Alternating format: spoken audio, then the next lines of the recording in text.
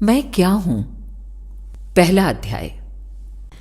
कह काल काण्य मित्राणि को देशः को व्यय आगमो कश्चाहम काच में शक्तिरिति चिंतयम मुहुर्मुहुः।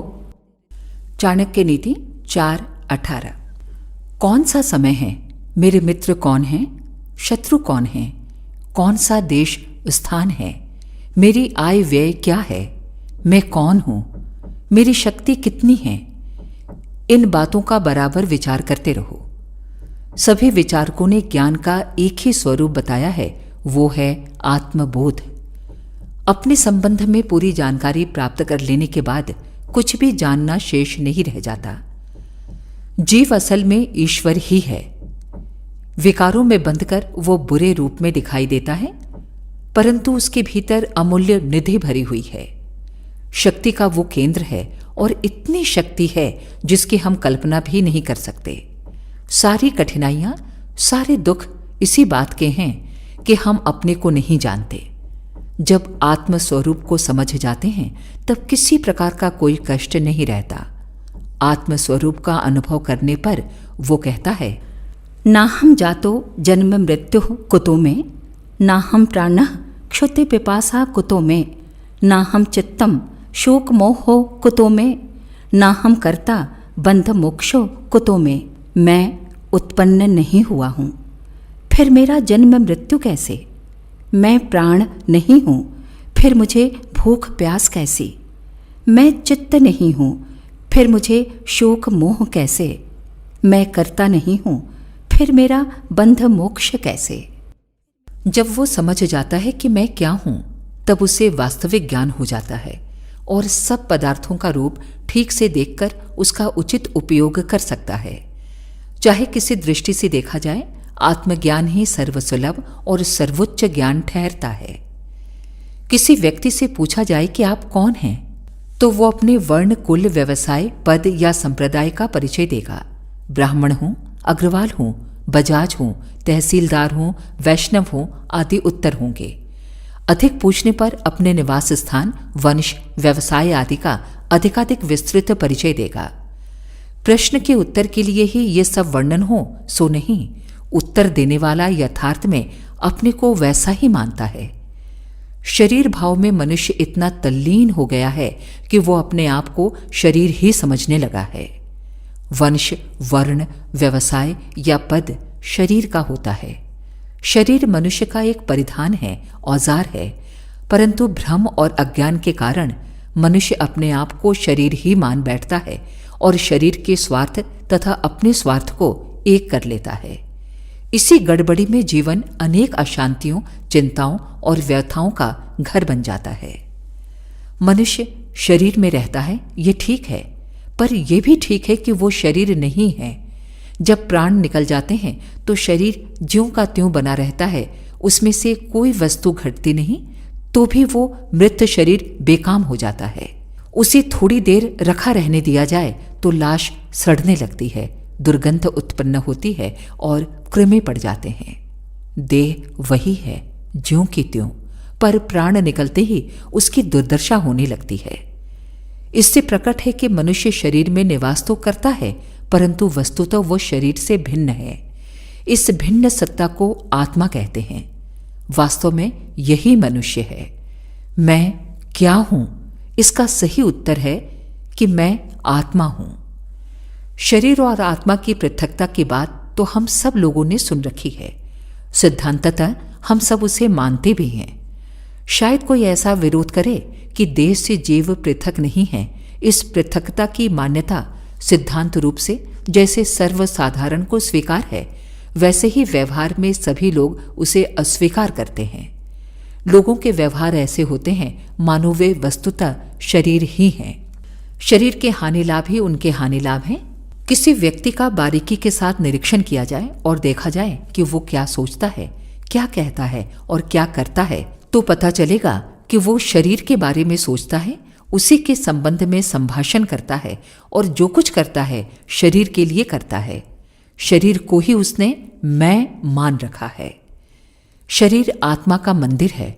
उसकी स्वस्थता, स्वच्छता और सुविधा के लिए कार्य करना उचित एवं आवश्यक है, परंतु ये अहितकर है कि केवल मात्र शरीर के ही बारे में सोचा जाए, उसे अपना स्वरूप मान लिया जाए और अपने वास्तविक स्वरूप को भुला दिया जाए।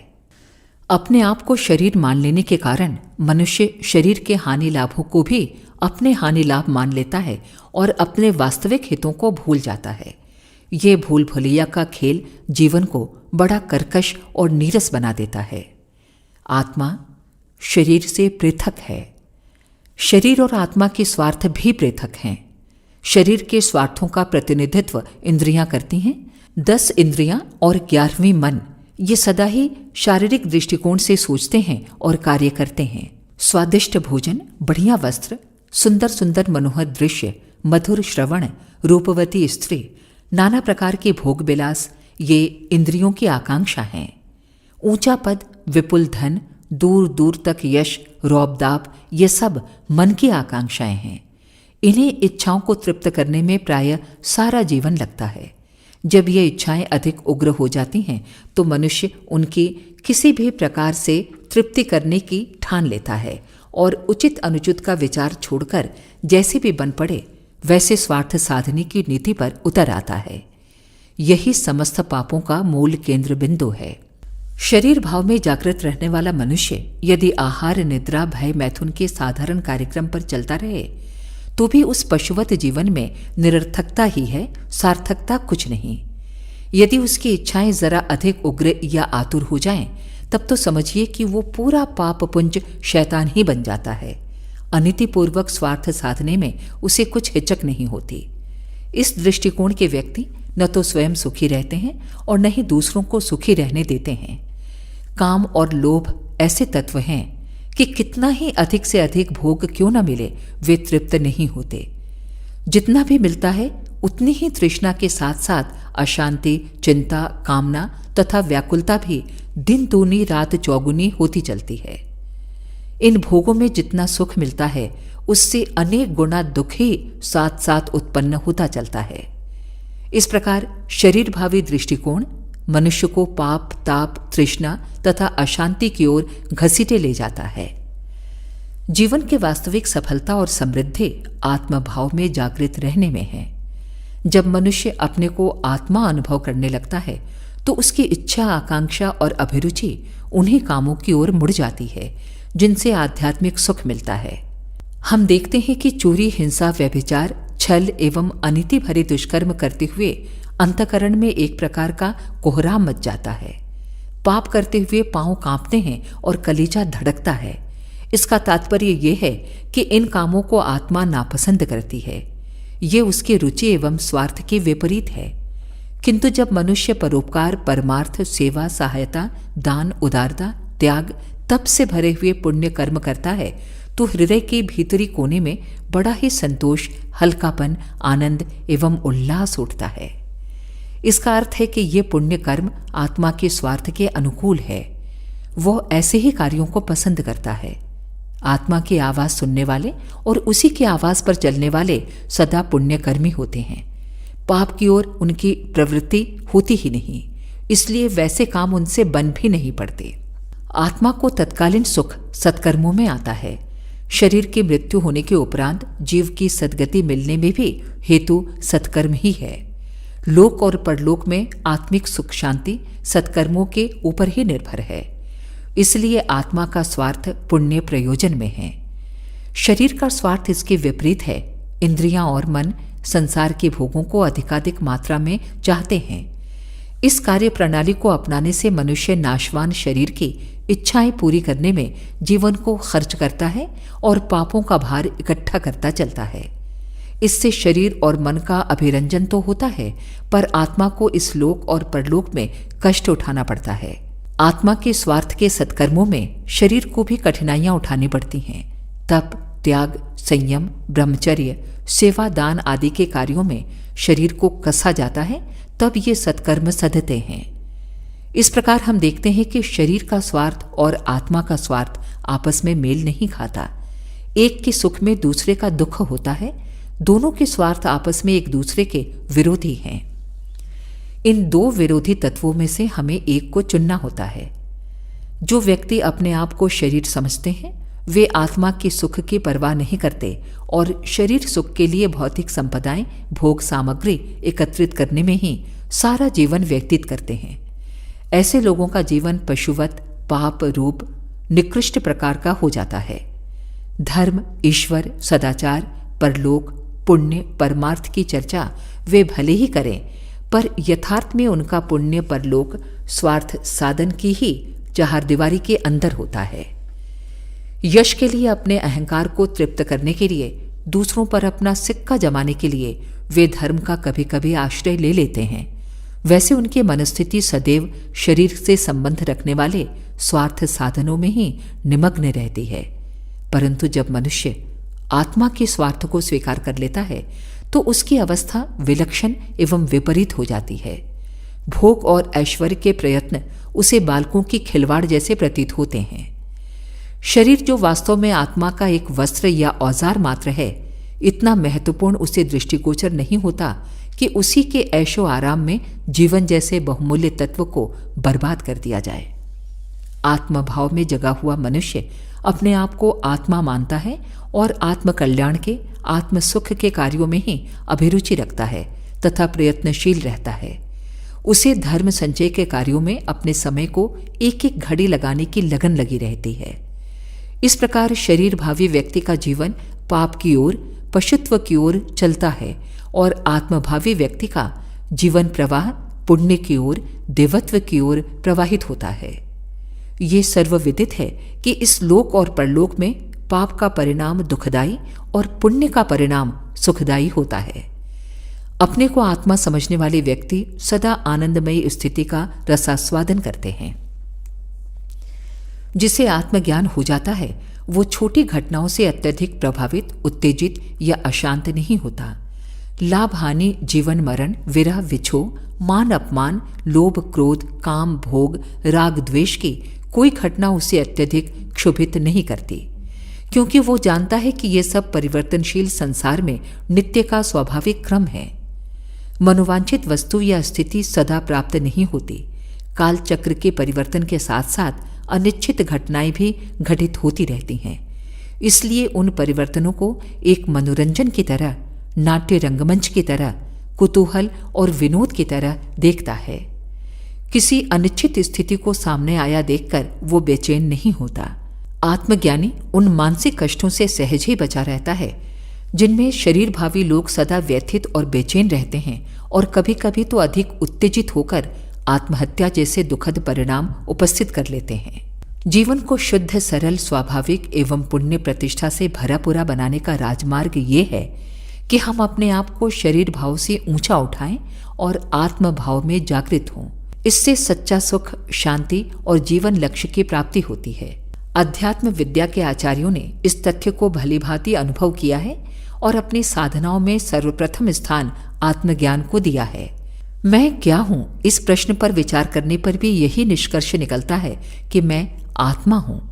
ये भाव जितना ही सुदृढ़ होता जाता है उतने ही उसके विचार और कार्य आध्यात्मिक एवं पुण्य रूप होते जाते हैं।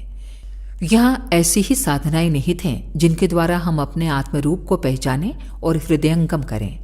आत्मज्ञान हो जाने पर वो सच्चा मार्ग मिलता है जिस पर चलकर हम जीवन लक्ष्य को, परम पद को आसानी से प्राप्त कर सकते हैं। आत्मस्वरूप को पहचानने से मनुष्य समझ जाता है कि मैं स्थूल शरीर एवं सूक्ष्म शरीर नहीं हूं। ये मेरे कपड़े हैं। मानसिक चेतनाएं भी मेरे उपकरण मात्र हैं। इनसे मैं बंधा हुआ नहीं हूं। ठीक बात को समझते ही सारा भ्रम दूर हो जाता है और बंदर मुट्ठी का अनाज छोड़ देता है। आपने ये किस्सा सुना होगा कि एक छोटे मुंह के बर्तन में अनाज जमा था। बंदर ने उसे लेने के लिए हाथ डाला और मुट्ठी में भरकर अनाज निकालना चाहा। छोटा मुंह होने के कारण वो निकल न सका।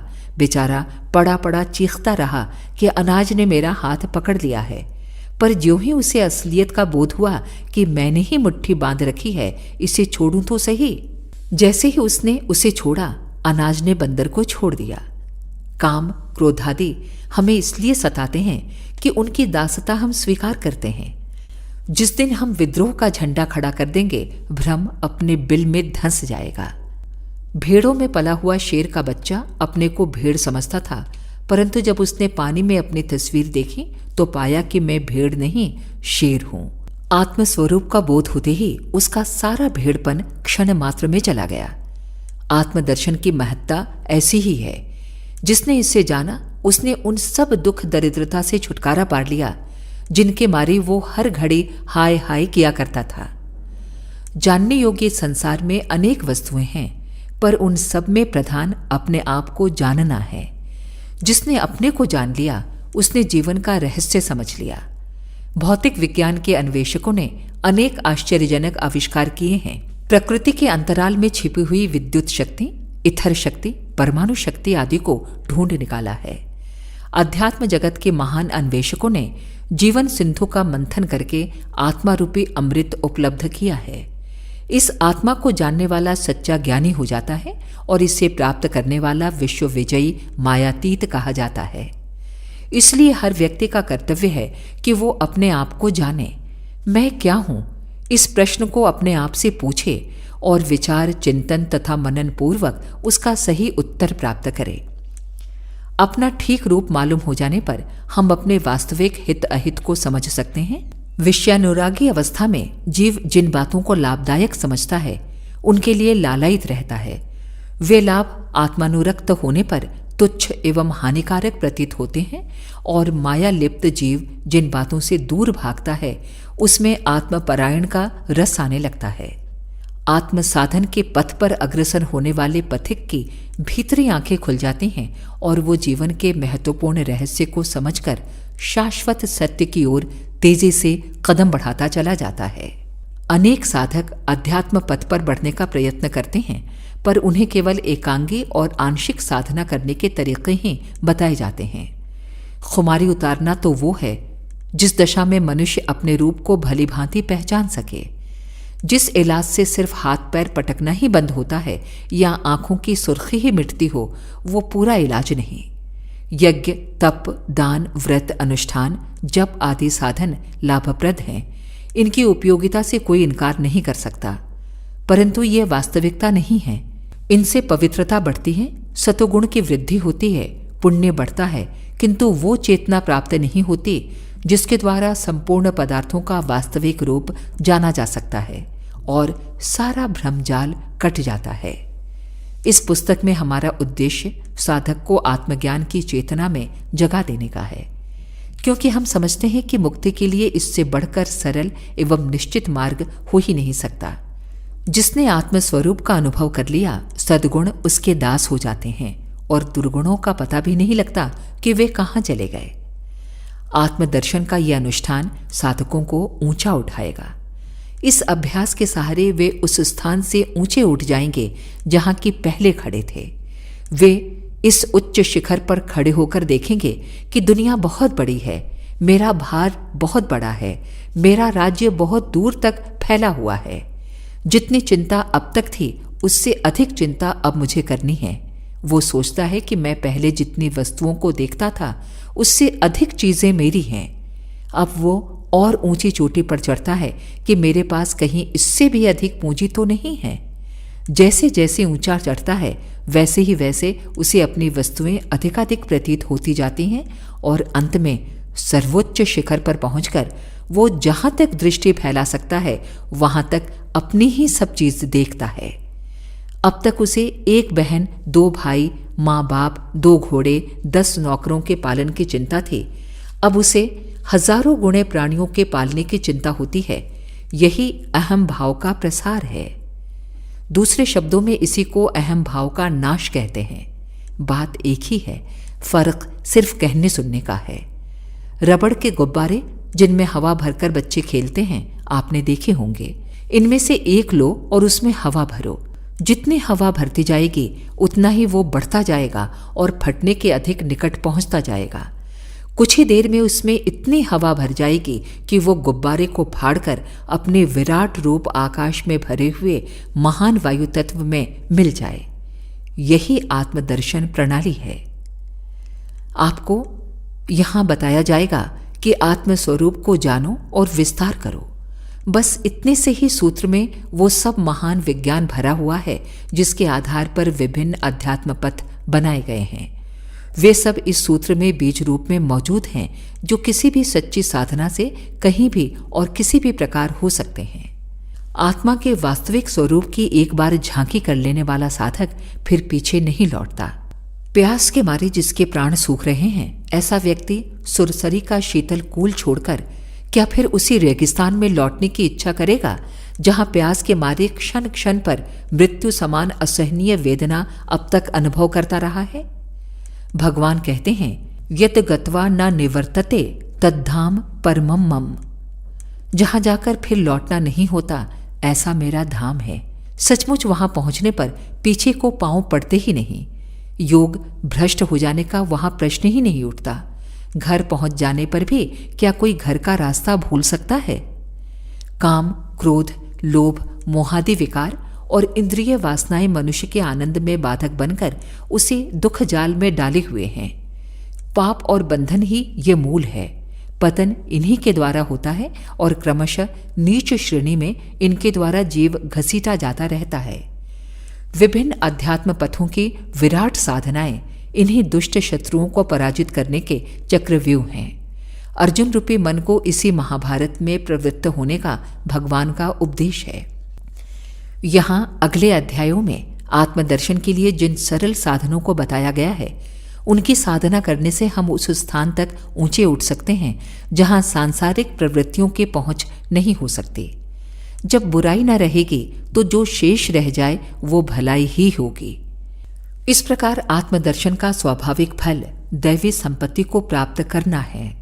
आत्मस्वरूप का, अहम भाव का आत्यंतिक विस्तार होते ही रबड़ के थैले के समान बंधन टूट जाते हैं और आत्मा परमात्मा में जा मिलता है। इस भावार्थ को जानकर कई व्यक्ति निराश होंगे और कहेंगे, ये तो सन्यासियों का मार्ग है। जो ईश्वर में लीन होना चाहते हैं या परमार्थ साधना करना चाहते हैं, उनके लिए ही ये साधन उपयोगी हो सकता है। इसका लाभ केवल पारलौकिक है, किंतु हमारे जीवन का सारा कार्यक्रम इहलौकिक है। हमारा जो दैनिक कार्यक्रम व्यवसाय, नौकरी, ज्ञान संपादन, द्रव्य उपार्जन, मनोरंजन आदि है, उसमें से थोड़ा समय पारलौकिक कार्यों के लिए निकाल सकते हैं, परंतु अधिकांश जीवनचर्या हमारी सांसारिक कार्यों में निहित है। इसलिए अपने अधिकांश जीवन के कार्यक्रम में हम इसका क्या लाभ उठा सकेंगे? ये शंका स्वाभाविक है, क्योंकि हमारी विचारधारा आज कुछ ऐसी उलझ गई है कि लौकिक और पारलौकिक स्वार्थों के दो विभाग करने पड़ते हैं। वास्तव में ऐसे कोई दो खंड नहीं हो सकते। जो लौकिक है वही पारलौकिक है। दोनों एक दूसरे में इतने अधिक बंधे हुए हैं जैसे पेट और पीठ। फिर भी हम पूरी विचारधारा को उलटकर नए सिरे से समझाने की यहाँ आवश्यकता नहीं समझते। यहाँ तो इतना ही कह देना पर्याप्त होगा कि आत्मदर्शन व्यवहारिक जीवन को सफल बनाने की सर्वश्रेष्ठ कला है। आत्मोन्नति के साथ ही सभी सांसारिक उन्नति रहती है। जिसके पास आत्मबल है उसके पास सब कुछ है और सारी सफलताएं उसके हाथ के नीचे हैं। साधारण और स्वाभाविक योग का सारा रहस्य इसमें छिपा हुआ है कि आदमी आत्मस्वरूप को जाने, अपने गौरव को पहचाने, अपने अधिकार की तलाश करे और अपने पिता की अतुलित संपत्ति पर अपना अधिकार पेश करे। ये राजमार्ग है, सीधा, सच्चा और बिना जोखिम का है। ये मोटी बात हर किसी की समझ में आ जानी चाहिए कि अपनी शक्ति और साधनों की कार्यक्षमता की जानकारी एवं अज्ञानता किसी भी काम की सफलता असफलता के लिए अत्यंत आवश्यक है, क्योंकि उत्तम से उत्तम बुद्धि भी तब तक ठीक ठीक फैसला नहीं कर सकती जब तक उसे वस्तुओं का स्वरूप ठीक तौर से मालूम न हो जाए। अध्यात्म शास्त्र कहता है कि ऐ अविनाशी आत्माओं, आप तुच्छ नहीं महान हो। आपको किसी अशक्तता का अनुभव करना या कुछ मांगना नहीं है। आप अनंत शक्तिशाली हो, तुम्हारे बल का पारावार नहीं। जिन साधनों को लेकर आप अवतीर्ण हुए हो वे अचूक ब्रह्मास्त्र हैं। इनकी शक्ति अनेक इंद्र वज्रों से अधिक है। सफलता और आनंद आपका जन्मजात अधिकार है। उठो, अपने को, अपने साधनों को और काम को भली प्रकार पहचानो तथा बुद्धिपूर्वक जुट जाओ। फिर देखें कैसे वो चीजें नहीं मिलती जिन्हें आप चाहते हो। आप कल्प वृक्ष हो, काम धेनु हो और सफलता की साक्षात मूर्ति हो। भय और निराशा का एक कण भी आपकी पवित्र रचना में नहीं लगाया गया है। ये लो, अपना अधिकार संभालो। आप शरीर नहीं हो, जीव नहीं हो, वरन ईश्वर हो। शरीर की, मन की जितनी भी महान शक्तियां हैं वे आपके औजार हैं। इंद्रियों के आप गुलाम नहीं हो। आदतें आपको मजबूर नहीं कर सकती। मानसिक विकारों का कोई अस्तित्व नहीं। अपने को और अपने वस्त्रों को ठीक तरह से पहचान लो। फिर जीव का स्वाभाविक धर्म उनका ठीक उपयोग करने लगेगा। भ्रम रहित और तत्वदर्शी बुद्धि से हर काम कुशलतापूर्वक किया जा सकता है। यही कर्म कौशल योग है। गीता कहती है, योगः कर्मसु कौशलम। आप ऐसे ही कुशल योगी बनो। लौकिक और पारलौकिक कार्यों में आप अपना उचित स्थान प्राप्त करते हुए सफलता प्राप्त कर सको और निरंतर विकास की ओर बढ़ते चलो, यही इस साधन का उद्देश्य है। ईश्वर आपको इसी पथ पर प्रेरित करें। हमारे YouTube चैनल शांति कुंज वीडियो गायत्री परिवार को सब्सक्राइब करें एवं बेल आइकन जरूर दबाएं ताकि गायत्री परिवार की विभिन्न गतिविधियों की जानकारी आपको मिलती रहे। दूसरा अध्याय। नाय आत्मा प्रवचनेन लभ्यो न मेधया न बहुना श्रुतेन। कठोपनिषद 1:2-23। शास्त्र कहता है कि ये आत्मा प्रवचन, बुद्धि या बहुत सुनने से प्राप्त नहीं होती। प्रथम अध्याय को समझ लेने के बाद आपको इच्छा हुई होगी कि उस आत्मा का दर्शन करना चाहिए जिसे देख लेने के बाद और कुछ देखना बाकी नहीं रह जाता। ये इच्छा स्वाभाविक है। शरीर और आत्मा का गठबंधन कुछ ऐसा ही है जिसमें जरा अधिक ध्यान से देखने पर वास्तविक झलक मिल जाती है। शरीर भौतिक स्थूल पदार्थों से बना हुआ है, किंतु आत्मा सूक्ष्म है। पानी में तेल डालने पर वो ऊपर ही उठ जाता है।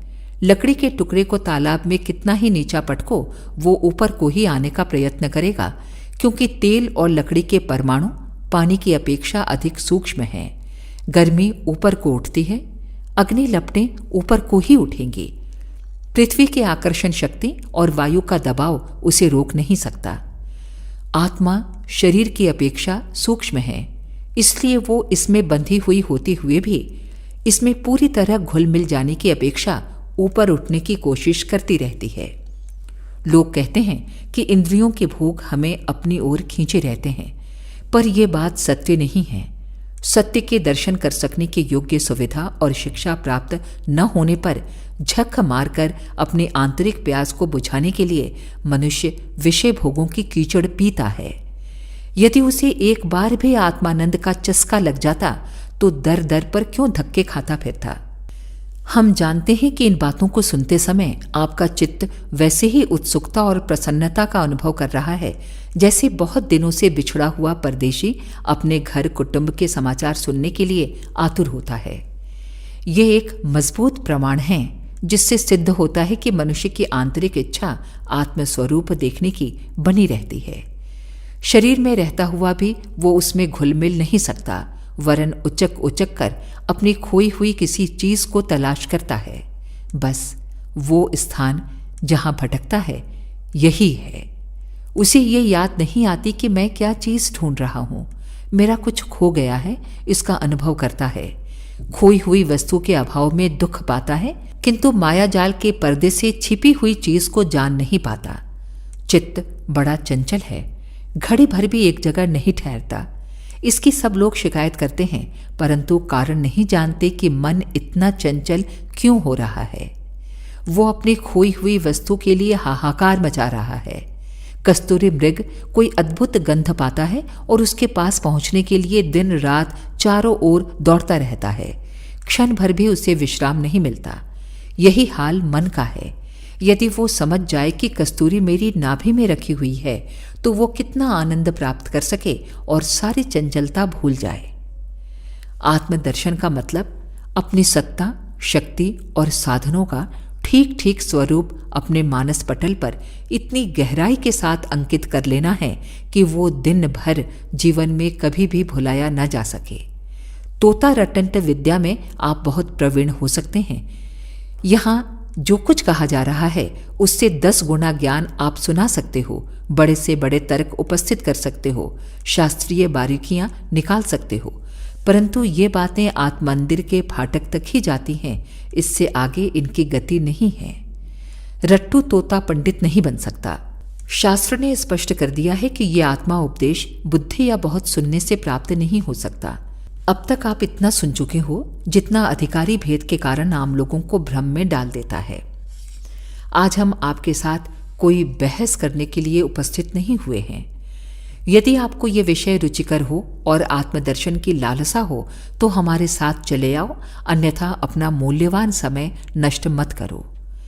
आत्मदर्शन की सीढ़ियों पर चढ़ने से पहले सर्वप्रथम समतल भूमि पर पहुंचना होगा। जहां आज आप भटक रहे हो वहां से लौट जाओ और उस भूमि पर स्थित हो जाओ जिसे प्रवेश द्वार कहते हैं। मान लो कि आपने अपने अन्य सभी ज्ञानों को भुला दिया है और नए सिरे से किसी पाठशाला में भर्ती होकर क ख ग सीख रहे हो। इसमें अपमान मत समझो। आपका अब तक का ज्ञान झूठा नहीं है। आप उर्दू खूब पढ़े हो और यदि हिंदी द्वारा भी लाभ प्राप्त करना चाहो तो एकदम उसका दर्शन शास्त्र नहीं पढ़ने लगोगे, वरन वर्णमाला से ही आरंभ करोगे।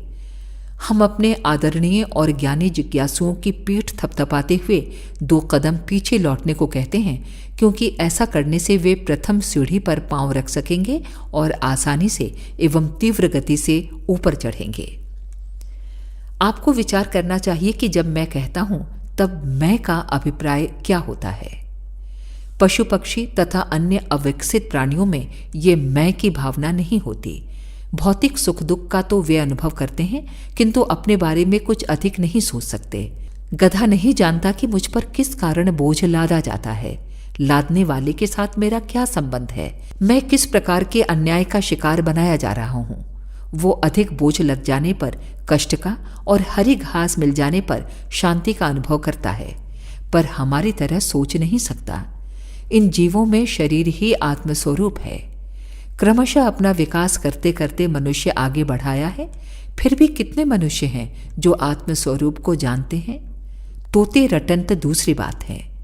लोग आत्मज्ञान की कुछ चर्चा को सुनकर उसे मस्तिष्क में रिकॉर्ड की तरह भर लेते हैं और समयानुसार उसमें से कुछ सुना देते हैं।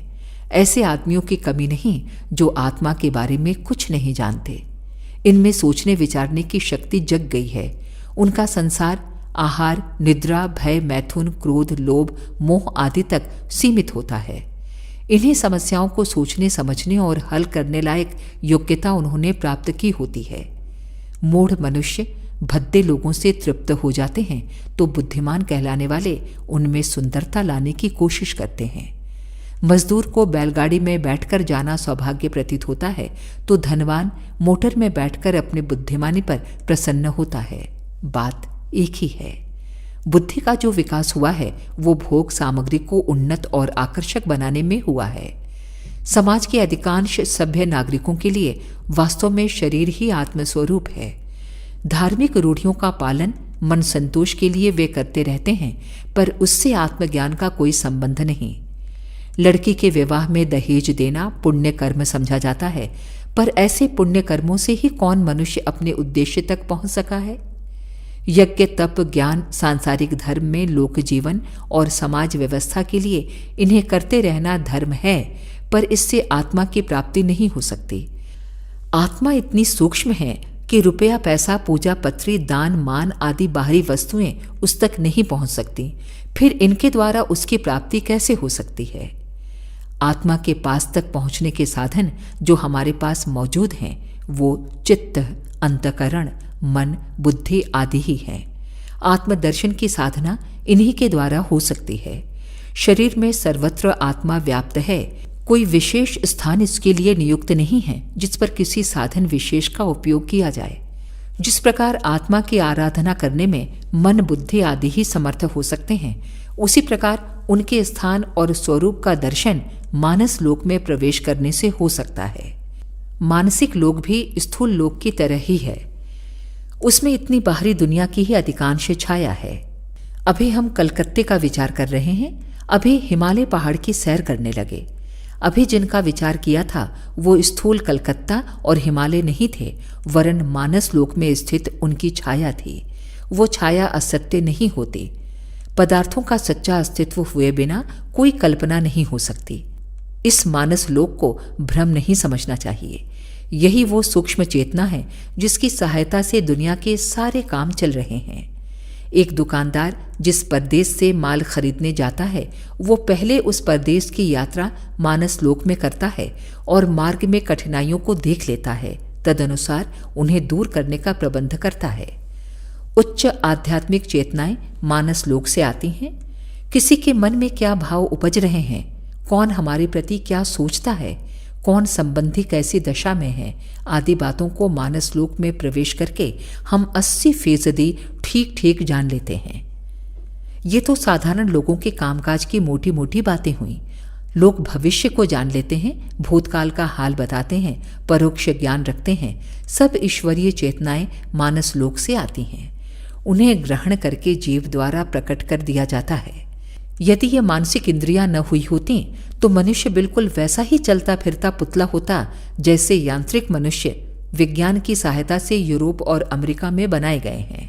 10 सिर मिट्टी और 20 सिर पानी के बने हुए इस पुतले की आत्मा और सूक्ष्म जगत से संबंध जोड़ने वाली चेतना ये मानस लोक ही समझनी चाहिए। अब हमारा प्रयत्न होगा कि आप मानसिक लोक में प्रवेश कर चलो और वहां बुद्धि के दिव्य चक्षुओं द्वारा आत्मा का दर्शन और अनुभव करो। यही एक मार्ग दुनिया के संपूर्ण साधकों का है। तत्व दर्शन मानस लोक में प्रवेश करके बुद्धि की सहायता द्वारा ही होता है। इसके अतिरिक्त आज तक किसी ने कोई और मार्ग अभी तक नहीं ढूंढा है। प्रत्याहार, धारणा, ध्यान और समाधि ही योग की उच्च सीढ़ियां हैं। आध्यात्मिक साधक योगी यम, नियम, आसन, प्राणायाम अनेक प्रकार की क्रियाएं करते हैं। हठ योगी नेति, धौते, बस्ती, ब्रजरोली आदि करते हैं। अन्य मतावलंबियों की साधनाएं अन्य प्रकार की होती हैं। ये सब शारीरिक कठिनाइयों को दूर करने के लिए हैं। शरीर को स्वस्थ रखना इसलिए जरूरी समझा जाता है कि मानसिक अभ्यासों में कोई गड़बड़ी ना हो। हम अपने साधकों को स्वस्थ शरीर रखने का उपदेश करते हैं। आज की परिस्थितियों में उन उग्र शारीरिक व्यायामों की नकल करने में हमें कोई विशेष लाभ प्रतीत नहीं होता। धुएं से भरे हुए शहरी वायुमंडल में रहने वाले व्यक्ति को उग्र प्राणायाम करने की शिक्षा देना उसके साथ अन्याय करना है। फल और मेवे खाकर पर्वत प्रदेशीय नदियों का अमृत जल पीने वाले और इंद्रिय भोगों से दूर रहने वाले स्वस्थ साधक हठयोग के जिन कठोर व्यायामों को करते हैं, उनकी नकल करने के लिए यदि आपसे कहें तो हम एक प्रकार का पाप करेंगे और बिना वास्तविकता को जाने उन पर शारीरिक तपों में उलझने वाले साधक उस मेढकी का उदाहरण बनेंगे जो घोड़ों को नाल ठुकवाते देखकर आपे से बाहर हो गई थीं और अपने पैरों में भी वैसी ही कीलें ठुकवाकर मर गई थीं। स्वस्थ रहने के साधारण नियमों को सब लोग जानते हैं, उन्हें ही कठोरतापूर्वक पालन करना चाहिए। यदि कोई रोगी हो तो किसी कुशल चिकित्सक से इलाज कराना चाहिए। स्वस्थ रहो, प्रसन्न रहो, बस इतना ही काफी है। अच्छा चलो, अब साधना की ओर चलें। किसी एकांत साधन की तलाश करो जहां किसी प्रकार के भय या आकर्षण की वस्तुएं न हों। वो स्थान उत्तम है। यद्यपि पूर्ण एकांत के आदर्श स्थान सदैव प्राप्त नहीं होते, तथापि जहां तक हो सके निर्जन और कोलाहल से दूर स्थान तलाश करना चाहिए। इस कार्य के लिए नित्य नए स्थान बदलने की अपेक्षा एक जगह नियत कर लेना अच्छा है। वन, पर्वत, नदी, तट आदि की सुविधा न हो तो एक छोटा सा स्वच्छ कमरा इसके लिए चुन लो जहां आपका मन जुट जाए। इस तरह मत बैठो जिससे नाड़ियों पर तनाव पड़े। अकड़कर, छाती या गर्दन फुलाकर, हाथों को मरोड़कर या पांवों को ऐंठकर एक दूसरे के ऊपर चढ़ाते हुए बैठने के लिए हम नहीं कहेंगे, क्योंकि इन अवस्थाओं में शरीर को कष्ट होगा और वो अपनी पीड़ा की पुकार बार बार मन तक पहुंचाकर उसे उचटने के लिए विवश करेगा। शरीर को बिल्कुल शिथिल कर देना चाहिए, जिससे समस्त मांसपेशियां ढीली हो जाएं और देह का प्रत्येक कण शिथिलता, शांति और विश्राम का अनुभव करे। इस प्रकार बैठने के लिए आराम कुर्सी बहुत अच्छी चीज है। चारपाई पर लेट जाने से भी काम चल जाता है, पर सिर को कुछ ऊंचा रखना जरूरी है। मसनद, कपड़ों की गठरी या दीवार का सहारा लेकर भी ऊंचा बैठा जा सकता है। बैठने का कोई भी तरीका क्यों न हो, उसमें यही बात ध्यान रखने की है कि शरीर रुई की गठरी जैसा ढीला पड़ जाए। उसे अपनी साज संभाल में जरा सा भी प्रयत्न न करना पड़े। उस दशा में यदि समाधि चेतना आने लगे तब शरीर के इधर उधर लुढ़क पड़ने का भय न रहे। इस प्रकार बैठकर कुछ शरीर को विश्राम और मन को शांति का अनुभव करने दो। प्रारंभिक समय में यह अभ्यास विशेष प्रयत्न के साथ करना पड़ता है। पीछे अभ्यास बढ़ जाने पर साधक जब चाहे तब शांति का अनुभव कर लेता है, और चाहे वो कहीं भी और कैसी भी दशा में क्यों न हो। सावधान रहिए, ये दशा तुमने स्वप्न देखने या कल्पना जगत में चाहे जहां उड़ जाने के लिए पैदा नहीं की है, और न इसलिए कि इंद्रिय विकार इस एकांत वन में कबड्डी खेलने लगे। ध्यान रखिए, अपनी इस ध्यानावस्था को भी काबू में रखना और इच्छानुवर्ती बनाना है। यह अवस्था इच्छापूर्वक किसी निश्चित कार्य पर लगाने के लिए पैदा की गई है। आगे चलकर ये ध्यानावस्था चेतना का एक अंग बन जाती है और फिर सदैव स्वयमेव बनी रहती है। जब उसे ध्यान द्वारा उत्पन्न नहीं करना पड़ता, वरन भय, दुख, क्लेश, आशंका, चिंता आदि के समय में बिना यत्न के ही वो जाग पड़ती है और साधक अनायास ही उन दुख क्लेशों से बच जाता है। हाँ, तो उपयुक्त ध्यानावस्था में होकर अपने संपूर्ण विचारों को मैं के ऊपर इकट्ठा करो। किसी बाहरी वस्तु या किसी आदमी के संबंध में बिल्कुल विचार मत करो। भावना करनी चाहिए कि मेरी आत्मा यथार्थ में एक स्वतंत्र पदार्थ है। वो अनंत बल वाला अविनाशी अखंड है। वो एक सूर्य है जिसके इर्द गिर्द हमारा संसार बराबर घूम रहा है, जैसे सूर्य के चारों ओर नक्षत्र घूमते हैं। अपने को केंद्र मानना चाहिए, सूर्य जैसा प्रकाशवान। इस भावना को बराबर लगातार अपने मानसलोक में प्रयत्न की कल्पना और रचना शक्ति के सहारे मानसलोक के आकाश में अपनी आत्मा को सूर्य रूप मानते हुए केंद्र की तरह स्थित हो जाओ और आत्मा के अतिरिक्त अन्य सब चीजों को नक्षत्र तुल्य घूमती हुई देखो। वे मुझसे बंधी हुई हैं, मैं उनसे बंधा हुआ नहीं हूं। अपनी शक्ति से मैं उनका संचालन कर रहा हूं, फिर भी वे वस्तुएं मेरी या मैं नहीं हूं। लगातार परिश्रम के बाद कुछ दिनों में ये चेतना दृढ़ हो जाएगी। ये भावना झूठी या काल्पनिक नहीं है। विश्व का हर एक जड़ चेतन परमाणु बराबर घूम रहा है। सूर्य के आसपास पृथ्वी आदि ग्रह घूमते हैं और समस्त मंडल एक अदृश्य चेतना की परिक्रमा करता रहता है। हृदयगत चेतना के कारण रक्त हमारे शरीर की परिक्रमा करता रहता है। शब्द, शक्ति, विचार या अन्य प्रकार के भौतिक परमाणुओं का धर्म परिक्रमा करते हुए आगे बढ़ना है। हमारे आसपास की प्रकृति का ये स्वाभाविक धर्म अपना काम कर रहा है। हमसे भी जिन परमाणुओं का काम पड़ेगा वे स्वभावतः हमारी परिक्रमा करेंगे, क्योंकि हम चेतना के केंद्र हैं। इस बिल्कुल स्वाभाविक चेतना को भली भांति हृदयंगम कर लेने से आपको अपने अंदर एक विचित्र परिवर्तन मालूम पड़ेगा। ऐसा अनुभव होता हुआ प्रतीत होगा कि मैं चेतना का केंद्र हूं और मेरा संसार, मुझसे संबंधित समस्त भौतिक पदार्थ मेरे इर्द गिर्द घूमते रहते हैं। मकान, कपड़े, जेवर, धन दौलत आदि मुझसे संबंधित हैं, पर वो मुझ में व्याप्त नहीं, बिल्कुल अलग हैं। अपने को चेतना का केंद्र समझने वाला अपने को माया से संबंधित मानता है, पर पानी में पड़े हुए कमल के पत्ते की तरह कुछ ऊंचा उठा रहता है, उसमें डूब नहीं जाता। जब वो अपने को तुच्छ, अशक्त और बंधे हुए जीव की अपेक्षा चेतन सत्ता और प्रकाश केंद्र स्वीकार करता है तो उसे उसी के अनुसार परिधान भी मिलते हैं। बच्चा जब बड़ा हो जाता है तब उसके छोटे कपड़े उतार दिए जाते हैं। अपने को हीन, नीच और शरीराभिमानी तुच्छ जीव जब तक समझोगे तब तक उसी के लायक कपड़े मिलेंगे। लालच, भोगेच्छा, कामेच्छा, चाटुकारिता, स्वार्थपरता आदि गुण आपको पहनने पड़ेंगे, पर जब अपने स्वरूप को महानतम अनुभव करोगे तब ये कपड़े निरर्थक हो जाएंगे। छोटा बच्चा कपड़े पर टट्टी कर देने में कुछ बुराई नहीं समझता, किंतु बड़ा होने पर वो ऐसा करने में घृणा करता है।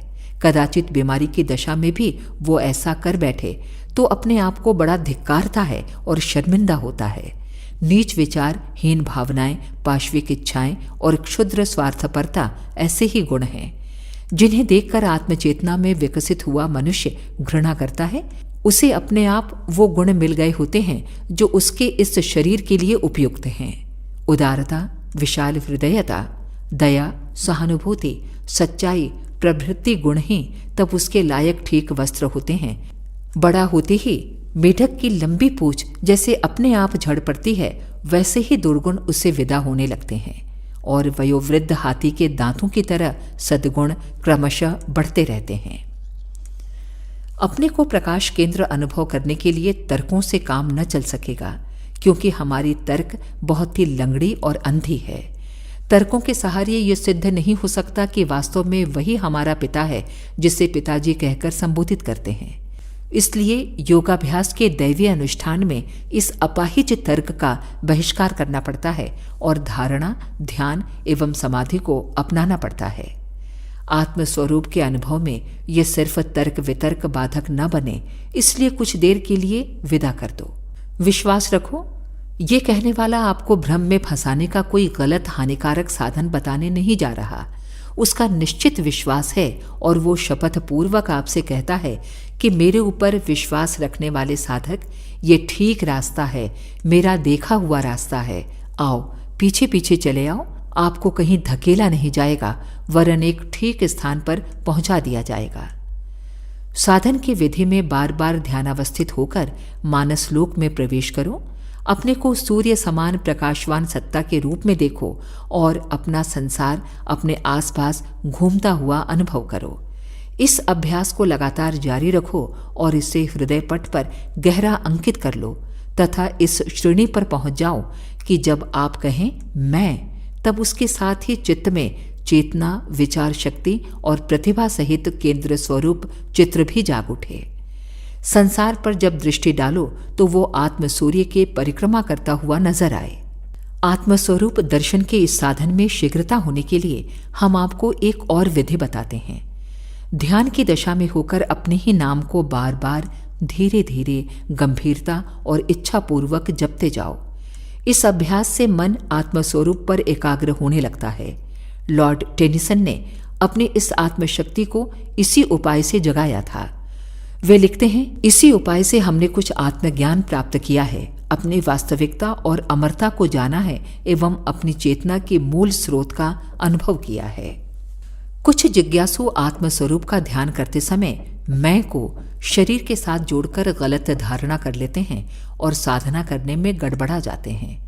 इस विघ्न को दूर कर देना आवश्यक है, अन्यथा इस पंचभूत शरीर को आत्मा समझ बैठने पर तो एक अत्यंत नीच कोटि का थोड़ा सा फल प्राप्त हो सकेगा। इस विघ्न को दूर करने के लिए ध्यानावस्थित होकर ऐसी भावना करो कि मैं शरीर से पृथक हूं, उसका उपयोग वस्त्र या औजार की तरह करता हूं। शरीर को वैसा ही समझने की कोशिश करो जैसा पहनने के कपड़े को समझते हो। अनुभव करो कि शरीर को त्याग कर भी आपका मैं बना रह सकता है। शरीर को त्याग कर और ऊंचे स्थान से उसे देखने की कल्पना करो। शरीर को एक पोले घोंसले के रूप में देखो जिसमें से आसानी के साथ आप बाहर निकल सकते हो। ऐसा अनुभव करो कि इस खोखले को मैं ही स्वस्थ, बलवान, दृढ़ और गतिवान बनाए हुए हूं। उस पर शासन करता हूं और इच्छानुसार काम में लाता हूं। मैं शरीर नहीं हूं, ये मेरा उपकरण मात्र है। उसमें एक मकान की भांति विश्राम करता हूं। देह भौतिक परमाणुओं की बनी हुई है और उन अणुओं को मैंने ही इच्छित वेश के लिए आकर्षित कर लिया है। ध्यान में शरीर को पूरी तरह भुला दो और मैं पर समस्त भावना एकत्रित करो। तब आपको मालूम पड़ेगा कि आत्मा शरीर से भिन्न है। ये अनुभव कर लेने के बाद जब आप मेरा शरीर कहोगे तो पूर्व की भांति नहीं, वरन एक नए ही अर्थ में कहोगे। इस भावना का तात्पर्य ये नहीं है कि आप शरीर की उपेक्षा करने लगो, ऐसा करना तो अनर्थ होगा। शरीर को आत्मा का पवित्र मंदिर समझो, उसकी सब प्रकार से रक्षा करना और सुदृढ़ बनाए रखना आपका परम पावन कर्तव्य है। शरीर से पृथकत्व की भावना जब तक साधारण रहती है तब तक तो साधक का मनोरंजन होता है, पर जैसे ही वो दृढ़ता को प्राप्त होती है वैसे ही मृत्यु हो जाने जैसा अनुभव होने लगता है और वे वस्तुएं दिखाई देने लगती हैं जिन्हें हम साधना के स्थान पर बैठकर खुले आंखों से देख नहीं सकते। सूक्ष्म जगत की कुछ धुंधली झांकी उस समय होती है और कई परोक्ष बातें एवं दैवी दृश्य दिखाई देने लगते हैं। इस स्थिति में नए साधक डर जाते हैं। उन्हें समझना चाहिए कि इसमें डरने की कोई बात नहीं है, केवल साधन में कुछ शीघ्रता हो गई है और पूर्व संस्कारों के कारण इस चेतना में जरा सा झटका लगते ही वह अचानक जाग पड़ी है। इस श्रेणी तक पहुंचने में जब क्रमशः और धीरे धीरे अभ्यास होता है तो कुछ आश्चर्य नहीं होता। साधना की उच्च श्रेणी पर पहुंचकर अभ्यासी को वो योग्यता प्राप्त हो जाती है कि सचमुच शरीर के दायरे से ऊपर उठ जाए और उन वस्तुओं को देखने लगे जो इस शरीर में रहते हुए नहीं देखी जा सकती थीं। उस दशा में अभ्यासी शरीर से संबंध तोड़ नहीं देता। जैसे कोई आदमी कमरे की खिड़की में से गर्दन बाहर निकालकर देखता है कि बाहर कहाँ क्या होता है और फिर इच्छानुसार सिर को भीतर कर लेता है, यही बात इस दशा में भी होती है।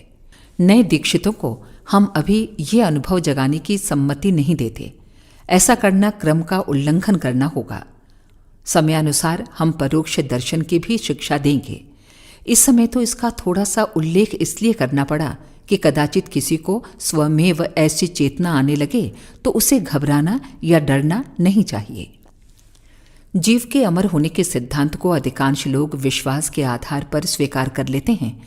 उन्हें ये जानना चाहिए कि ये बात कपोल कल्पित नहीं है, वरन स्वयं जीव द्वारा अनुभव में आकर सिद्ध हो सकती है। आप ध्यानावस्थित होकर ऐसी कल्पना करो कि हम मर गए। कहने सुनने में यह बात साधारण सी मालूम पड़ती है। जो साधक पहले दी गई लंबी चौड़ी भावनाओं का अभ्यास करते हैं, उनके लिए ये छोटी कल्पना कुछ कठिन प्रतीत नहीं होनी चाहिए। पर जब आप इसे करने बैठोगे तो यही कहोगे कि ये नहीं हो सकती। ऐसी कल्पना करना असंभव है। आप शरीर के मर जाने की कल्पना कर सकते हो, पर साथ ही ये पता रहेगा कि आपका मैं नहीं मरा है, वरन वो दूर खड़ा हुआ मृत शरीर को देख रहा है। इस प्रकार पता चलेगा कि किसी भी प्रकार अपने मैं के मर जाने की कल्पना नहीं कर सकते। विचार बुद्धि हठ करती है कि आत्मा मर नहीं सकती। उसे जीव के अमरत्व पर पूर्ण विश्वास है और चाहे जितना प्रयत्न किया जाए वो अपने अनुभव के त्याग के लिए उद्यत नहीं होगी। कोई आघात लगकर या क्लोरोफॉर्म सूंघकर बेहोश हो जाने पर भी मैं जागता रहता है। यदि ऐसा न होता तो उसे जागने पर यह ज्ञान कैसे होता कि मैं इतनी देर बेहोश पड़ा रहा हूं?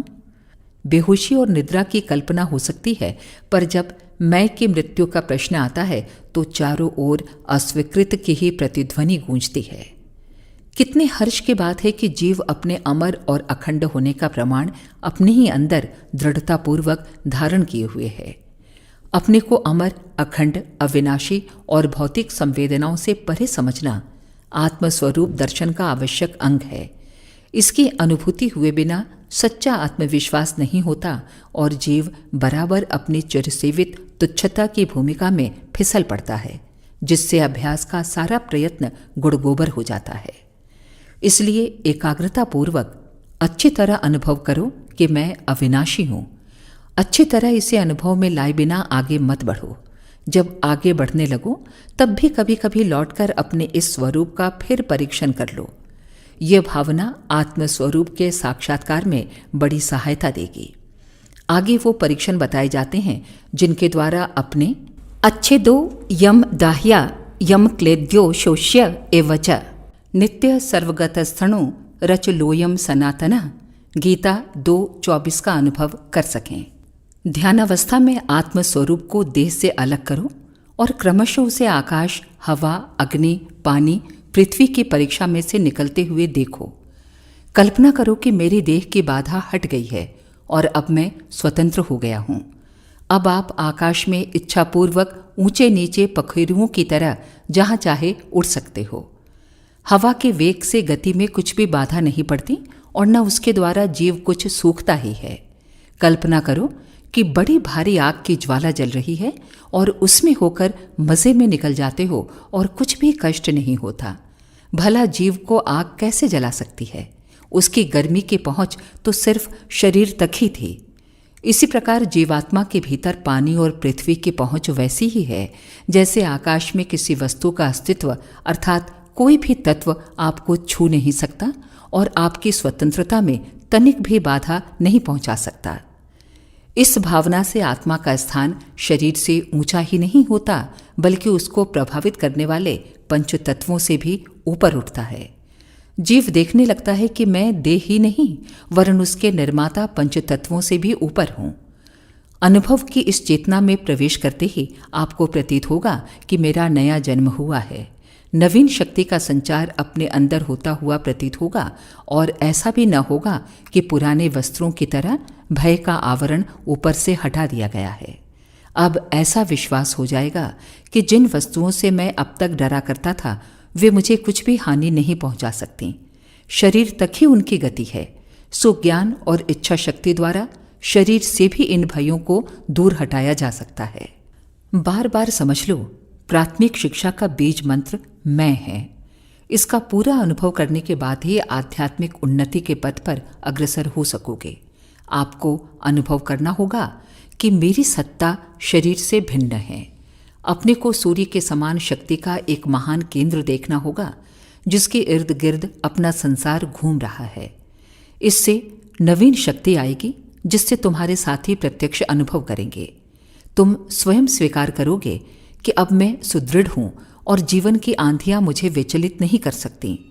केवल इतना ही नहीं, इससे भी आगे अपनी उन्नति के आत्मिक विकास के साथ उस योग्यता को प्राप्त करता हुआ भी देखोगे जिसके द्वारा जीवन की आंधियों को शांत किया जाता है और उन पर शासन किया जाता है। आत्मज्ञानी दुनिया के भारी कष्टों की दशा में भी हंसता रहेगा और अपनी भुजा उठाकर कष्टों से कहेगा, जाओ, चले जाओ। जिस अंधकार से तुम उत्पन्न हुए हो उसी में विलीन हो जाओ। धन्य है वो जिसने मैं के बीज मंत्र को सिद्ध कर लिया है। जिज्ञासुओं, प्रथम शिक्षा का अभ्यास करने के लिए अब हमसे अलग हो जाओ। अपनी मंद गति देखो तो उतावले मत हो। आगे चलने में यदि पांव पीछे फिसल पड़े तो निराश मत हो। आगे चलकर आपको दूना लाभ मिल जाएगा। सिद्धि और सफलता आपके लिए है, वो तो प्राप्त होनी ही है। बढ़ो, शांति के साथ थोड़ा प्रयत्न करो। इस पाठ के मंत्र: मैं प्रतिभा और शक्ति का केंद्र हूं। मैं विचार और शक्ति का केंद्र हूं। मेरा संसार मेरे चारों ओर घूम रहा है। मैं शरीर से भिन्न हूं। मैं अविनाशी हूं, मेरा नाश नहीं हो सकता। मैं अखंड हूं, मेरी क्षति नहीं हो सकती। हमारे YouTube चैनल शांति कुंज वीडियो गायत्री परिवार को सब्सक्राइब करें एवं बेल आइकन जरूर दबाएं ताकि गायत्री परिवार की विभिन्न गतिविधियों की जानकारी आपको मिलती रहे।